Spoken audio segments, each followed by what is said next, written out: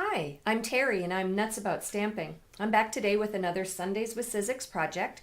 This time I'm going to show you how to make this little petite pocket that's featured on page 41 of the annual catalog. I hope all of you understand that these ideas are in here for you to copy. It's perfectly okay for you to do so, to use for your own use, to give as a gift to somebody or just to make for yourself. So let me show you what you need to gather together to make this petite pocket. You're going to need your Big Shot, your extended cutting pads, and your petite pocket extra long die. In addition to that, you're going to need your platform and your 2 standard cutting pads and your chevron textured impressions embossing folder. Now I'm going to change mine up a little bit. I love the one that's in the catalog, but I like to do my own thing as well. So I'm going to use Rich Razzleberry, Pacific Point, and Daffodil Delight for my ink, my 1 3/4 inch scallop circle punch, and my 1 3/8 inch just basic circle punch. For my stamp sets, I'm going to use Button Buddies and the Lacy and Lovely stamp set. I'm going to use Clear Block D and Clear Block C. For cardstock, Pacific Point, Old Olive, and Whisper White. I have some Brights Collection buttons, my paper snips. I'm going to be using some snail adhesive, I'm sure, and my Stampin' Dimensionals. All right, so the first thing you want to do is create the pocket, and your platform, you're going to use your extended platform, extended cutting pad, your petite pocket die.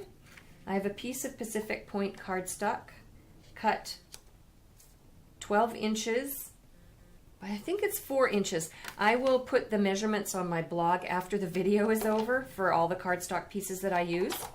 And you want to cut out the pocket first, and then we're going to emboss it using the chevron embossing folder. Okay. So here's my pocket. When you're going to emboss with a folder, I highly recommend that you actually fold everything on the score lines first, because if you emboss it and then try and find your score lines, it's going to be visually very difficult to do. All right, so you want to emboss the front part of your folder. It's always a good idea to know which piece is the front piece. So I'm going to, the rough side goes underneath the part that you want to emboss. And I'm going to line up the folder with the fold line. Because I can't run it through my Big Shot that way, it'll get in the way. So if I line it up where the fold line is, and then fold this piece under, that will allow me the space available to emboss. So I've got my bottom standard cutting pad, my cardstock inside the folder. I guess I need my platform on tab 2. There we go. And then my sandwich, and then run it through the folder to emboss it. Makes it a little bit tighter to run through your folder, but it works just fine. And there we go, it's all embossed. Now, one other thing I want to do while I have my chevron folder is I want to make some leaves that are going to go under my flower. Now, if you don't have a leaf punch, I'm going to show you a handy little tip for making your own leaves. I'm going to use my 1 3/8 inch circle punch, and I'm going to punch 2 circles. Then what I'm going to do is take each one of those circles, insert it back in to my circle punch so I get a leaf shape, and then punch it out. This becomes a half moon that I can use on something else. I'm going to bring in my second circle and make just a little bit of a larger leaf. And then what I want to do is emboss them using my chevron folder. Now, do I have to? No, certainly not. But it makes a really cool effect if you do. So I'm going to put them both inside my chevron folder. Close it up. Put on the top standard cutting pad and emboss the leaves so it adds a little bit of texture to them. Then I'm done with my big shot.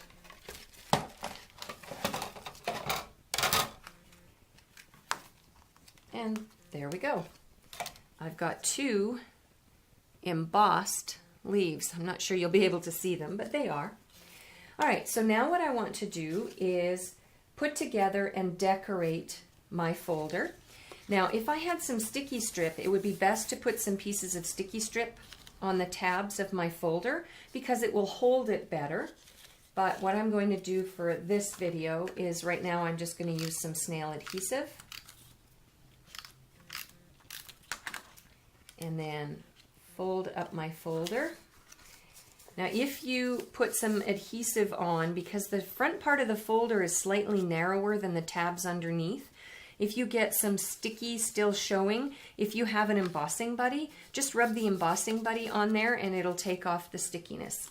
I'm going to leave the tab open on my folder because I want to put an insert in there.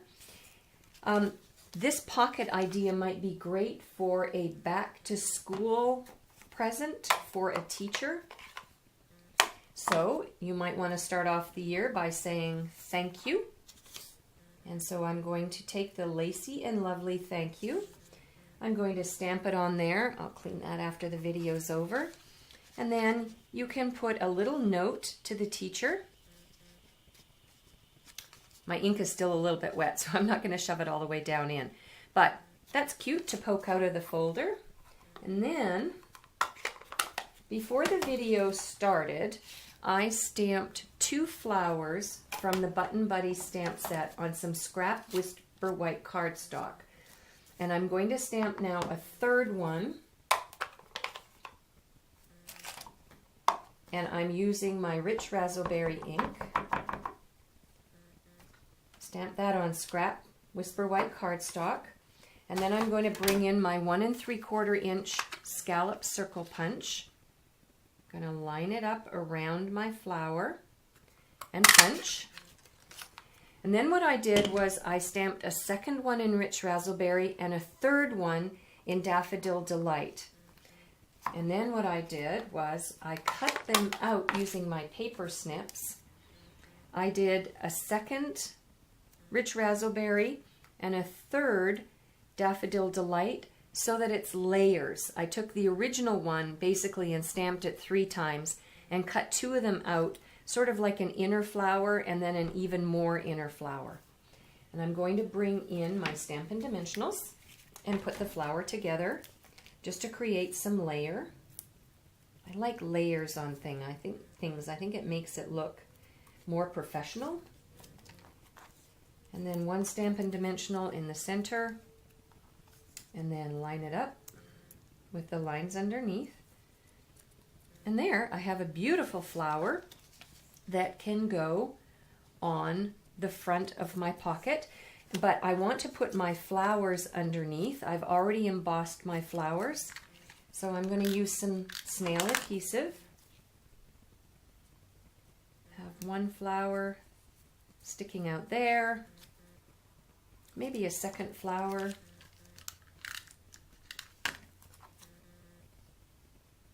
Sticking out like so. Maybe I'll just tuck it in just a little bit more. There we go.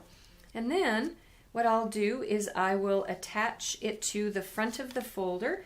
I could use sticky strip, I could use snail adhesive, or I can even put on a Stampin' Dimensional to give it even a little bit more lift. And I'll put it like that. And then one final touch, which might be kind of nice, would be to bring in some buttons. And I have the collection that's the Brights collection. And I could put a Stampin' Dimensional underneath there. But I think what I'll do is I'll get a mini glue dot and attach my button on there. And I will make sure that it's all secure for the photo that I'll put on my blog afterwards. But for now, there's a little thank you pocket that would make a great gift for somebody you want to say thank you to, or a back to school gift for your classroom teacher for your children. For a complete listing of the supplies and the measurements for the cardstock that I used for this project, pop on over to my blog, www.nutzaboutstamping.com. Make sure you're a customer newsletter subscriber. I have a free newsletter coming out this week with some mid-month news and some other project ideas for you to try at home. You can also place an order through my Shop at My Online Store button on my blog, or just ask me a question. I'm Terry. I am Nuts About Stamping. See you next time. Bye for now.